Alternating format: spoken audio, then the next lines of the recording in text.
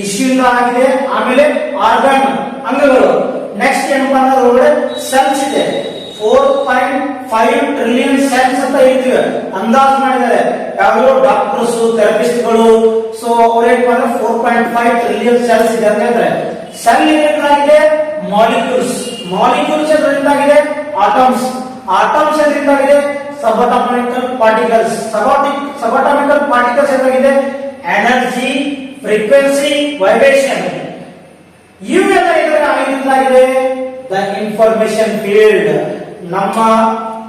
ನಮ್ಮ ಋಗ್ವೇದ, ಯಜುರ್ವೇದ, ಸಾಮವೇದ ಅಥವಾ ancient scripture ಅಲ್ಲಿ ಇದೇನ್ ಮಾಡಿದಾರೆ, ಇದ್ರ ಬಗ್ಗೆ ಏನ್ ಹೆಸರು ಹೇಳಿದ್ರೆ ಆಕಾಶಿಕ್ ರೆಕಾರ್ಡ್ಸ್ ಅಂತ ಕರಿತೀವಿ ನಾವು, ಅಥವಾ ನಮ್ಮ ಪೂರ್ವ ಜನ್ಮದ ಇತಿಹಾಸ ಅಂತ ನಾವು ಕನ್ನಡದಲ್ಲಿ ಕರಿಬಹುದು.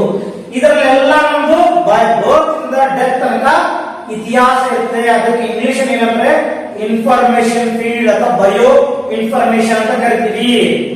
ಸೊ ಈ ಇನ್ಫಾರ್ಮೇಶನ್ ಫೀಲ್ಡ್ ಬಗ್ಗೆ ಇಷ್ಟು ಜನ ಮುಂಚೆ ಪ್ರಿಡಿಕ್ಟ್ ಮಾಡಿದ್ರೆ ಆಲ್ಬರ್ಟ್ ಐನ್ಸ್ಟೀನ್, ನಿಕೋಲಾ ಟೆಸ್ಲಾ. ಇವರು ನಿಕೋಲಾ ಟೆಸ್ಲಾ ಒಂದು ಏನಪ್ಪಾ ವೈರ್ಲೆಸ್ ಟೆಕ್ನಾಲಜಿನ 18ನೇ ಶತಮಾನದಲ್ಲಿ ಇನೋವೇಟ್ ಮಾಡಿದ್ರು. ಇದು ರಾಬರ್ಟ್ ಒಬೇಕ್ ಅಂತ ಅಂದ್ಬಿಟ್ಟು ಇವರು ಕೂಡ ಎಲೆಕ್ಟ್ರಿಕಲ್ ಫಾದರ್ ಆಫ್